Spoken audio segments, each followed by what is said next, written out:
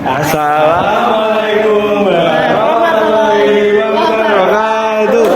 Perkenalkan, kami dari kelompok 4 ingin menjelaskan tentang pemeliharaan dan perawatan bangunan bagian gedung. Sebelumnya perkenalkan, nama saya Kukuh Ksatria Wicaksono, absen 13. Nama saya Ahnafati Abdullah, nomor absen 2. Nama saya Rindu Mega Putri Mahardika, absen 21. Saya Risma Rizky Nugraha, absen 22. Saya Faiz Istinda, absen 9. Selamat menyaksikan. Bangunan gedung adalah wujud fisik hasil pekerjaan konstruksi yang menyatu dengan tempat kedudukannya. Sebagian atau seluruhnya berada di atas atau di dalam tanah dan air, yang berfungsi sebagai tempat manusia melakukan kegiatannya, baik untuk hunian atau tempat tinggal, kegiatan keagamaan, kegiatan usaha, kegiatan sosial, budaya, maupun kegiatan khusus. Pemeliharaan bangunan gedung adalah kegiatan menjaga keandalan bangunan gedung beserta prasarana dan sarananya agar bangunan gedung selalu layak fungsi. Lalu untuk perawatan bangunan gedung sendiri adalah kegiatan memperbaiki atau mengganti bagian bangunan gedung, komponen, bahan bangunan, dan prasarana dan sarana agar bangunan gedung tetap layak fungsi. Untuk fungsi bangunan gedung meliputi fungsi hunian, keagamaan, usaha, sosial, dan budaya, dan fungsi khusus adalah ketetapan mengenai pemenuhan persyaratan administratif dan persyaratan teknis bangunan gedung. Pedoman ini bertujuan untuk terwujudnya pemanfaatan bangunan gedung yang memenuhi persyaratan keselamatan, kesehatan, kenyamanan, dan kemudahan serta efisien, serasi, dan selaras dengan lingkungannya. Lingkup pedoman ini meliputi pengelolaan pemeliharaan dan perawatan, tata cara dan metode, sistem dan program, perlengkapan, peralatan, dan standar kinerja pemeliharaan dan perawatan bangunan gedung, serta pembinaan.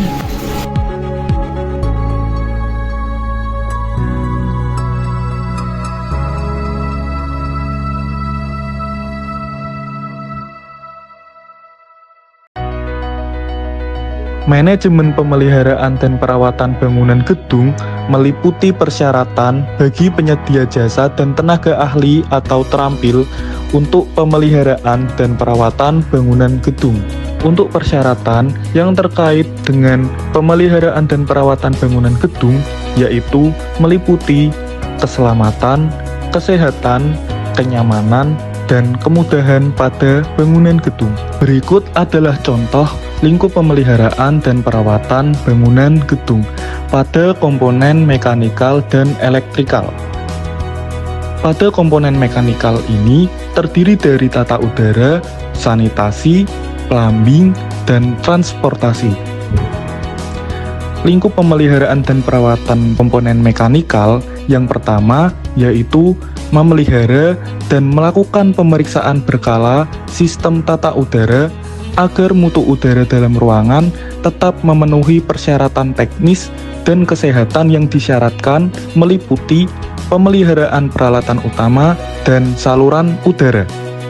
Yang kedua, memelihara dan melakukan pemeriksaan berkala sistem distribusi air yang meliputi penyediaan air bersih, sistem instalasi air kotor, sistem hidran, sprinkler, dan septic tank, serta unit pengolah limbah. Yang ketiga, memelihara dan melakukan pemeriksaan berkala sistem transportasi dalam gedung, baik berupa lift, eskalator, travelator, tangga, dan peralatan transportasi vertikal lainnya. Lalu, lingkup pemeliharaan dan perawatan pada komponen elektrikal yang terdiri dari catu daya, tata cahaya, telepon, komunikasi, dan alarm. Yang pertama, melakukan pemeriksaan periodik dan memelihara pada perlengkapan pembangkit daya listrik cadangan. Yang kedua, melakukan pemeriksaan periodik dan memelihara pada perlengkapan penangkal petir. Yang ketiga, melakukan pemeriksaan periodik dan memelihara sistem instalasi listrik, baik untuk pasokan daya listrik maupun untuk penerangan ruangan. Keempat, melakukan pemeriksaan periodik dan memelihara jaringan instalasi tata suara dan komunikasi telepon serta data. Yang kelima, yaitu melakukan pemeriksaan periodik dan memelihara jaringan sistem tanda bahaya dan alarm.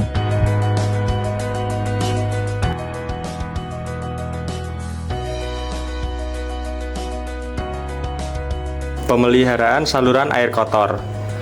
Yang pertama, periksa saluran tegak air kotor pada bangunan, terutama saluran yang menggunakan bahan PVC. Periksa pada setiap sambungan yang menggunakan lem sebagai penyambungnya. Bila ditemui terdapat kebocoran, segera tutup kembali dengan cara amplas atau buat kasar permukaan yang retak atau pada ujung sambungan, kemudian beri lem PVC pada daerah yang ingin disambung, lalu sambungkan kembali bagian tersebut. Yang kedua, bersihkan saluran terbuka air kotor pada sekitar bangunan dari barang-barang yang dapat mengganggu aliran air dalam saluran, sekurang-kurangnya 1 bulan sekali. Yang ketiga, pada saluran tertutup air kotor, periksa melalui bak kontrol saluran. Beri jeruji dari batang besi sebagai penghalang sampah agar saluran tidak tersumbat. Pemeliharaan saluran air bersih. Yang pertama, saluran air bersih yang memerlukan pengamatan adalah saluran PVC yang tidak terlindung dari panas matahari. Yang kedua, tambahkan penggantung pada dinding untuk menopang atau menyanggah pipa PVC bila ada sebagian penggantung yang lepas. Yang ketiga, bila terjadi kebocoran pada sambungan pipa PVC, maka matikan aliran air dari stop kran yang ada.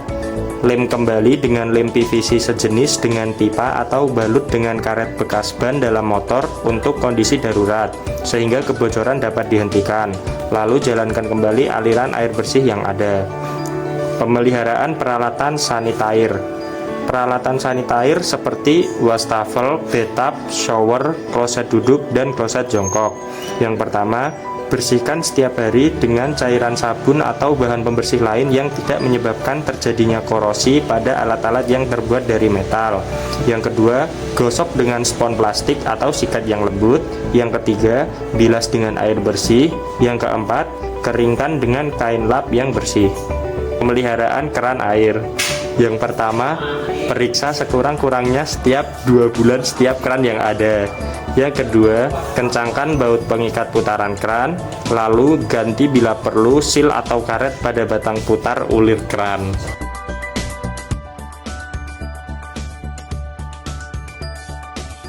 Pemeliharaan dan perawatan sistem transportasi vertikal adalah sebuah pengecekan sistem transportasi di dalam gedung untuk mengecek kelayakan dan harus mengikuti standar pemeliharaan yang ditetapkan oleh pabrik pembuat peralatan yang terpasang. Pemeliharaan dan perawatan sistem transportasi dalam gedung meliputi beberapa hal termasuk A. Lift penumpang, B. Lift barang, C. Lift kebakaran, D. Eskalator, dan E. Travelator. Setiap lift perlu dipelihara dan diperiksa. Untuk bagian-bagian yang perlu diperiksa diantaranya A. Kamar mesin, ruang luncur, dan pit. Harus dijaga kebersihannya dan bebas dari sampah, debu, dan cecaran minyak. Yang B. Rel pemandu, governor, pesawat pengaman, kereta, pintu-pintu, mesin penyangga atau buffer, dan peralatannya harus dirawat dan dilumasi secara teratur dengan jenis pelumas yang sesuai dengan jenis dan mereknya. Yang C. Tali baja yang memperlihatkan tanda-tanda retak, putus atau patah pada beberapa komponen kawat ataupun berkarat, dan atau diameternya susut lebih dari 10% dari ukuran semula harus segera diganti dengan yang baru. Lalu yang D. Tali baja yang kering atau menunjukkan adanya tanda-tanda korosi harus dilumasi dengan minyak pelumas khusus. E. Atap kereta atau top of car. Pemeriksaannya meliputi 1. Akses ke pintu darurat di atas kereta atau emergency exit. Kedua, saklar pengaman kecepatan lebih atau safety operated switch. Yang ketiga, broken tape switch. Yang keempat, saklar henti darurat atau emergency stop switch. Yang kelima, limit switch di ujung atas ruang luncur. Yang keenam, kontak pintu atau door contacts. Lalu yang F, ada kamar mesin. Pemeriksaannya meliputi 1. Besaran nilai sekring atau dalam ampere. kedua power rating motor atau dalam kW, 3 putaran motor dalam RPM, yang keempat frekuensi atau dalam hertz, yang kelima temperatur race motor, keenam isolasi motor, dan yang tujuh dengan menggunakan tachometer, yaitu pemeriksaan kecepatan putar puli roda tarik atau friction shift. Lalu yang G, PID.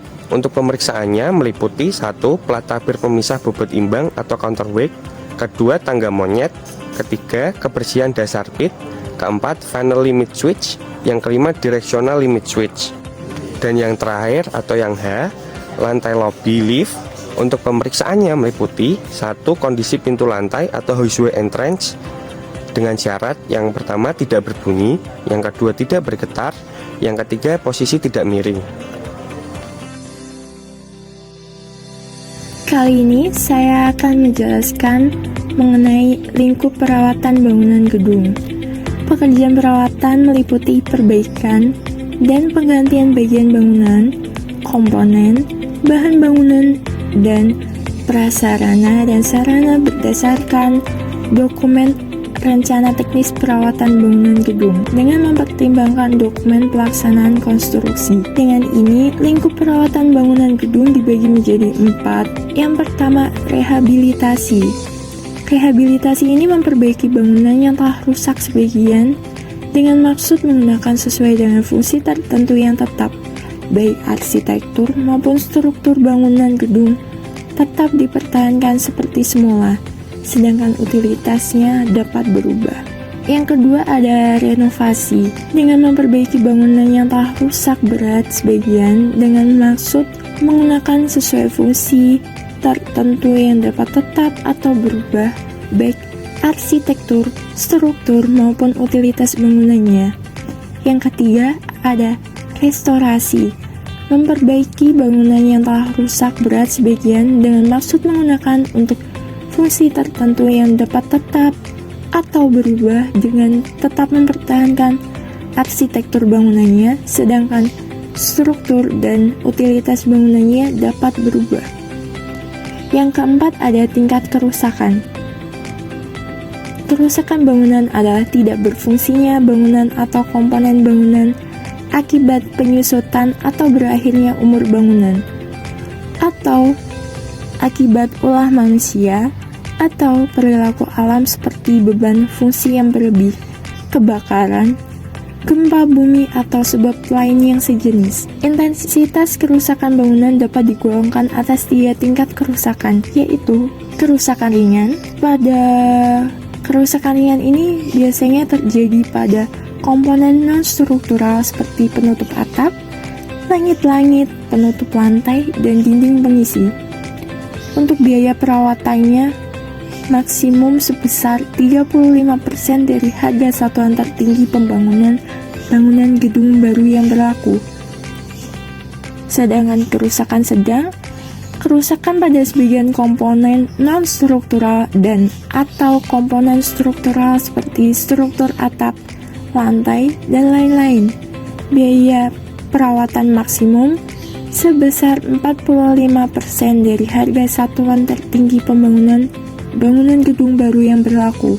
Kerusakan berat, kerusakan pada sebagian besar komponen bangunan, baik struktural maupun non-struktural, yang apabila setelah diperbaiki, masih dapat berfungsi dengan baik sebagaimana mestinya.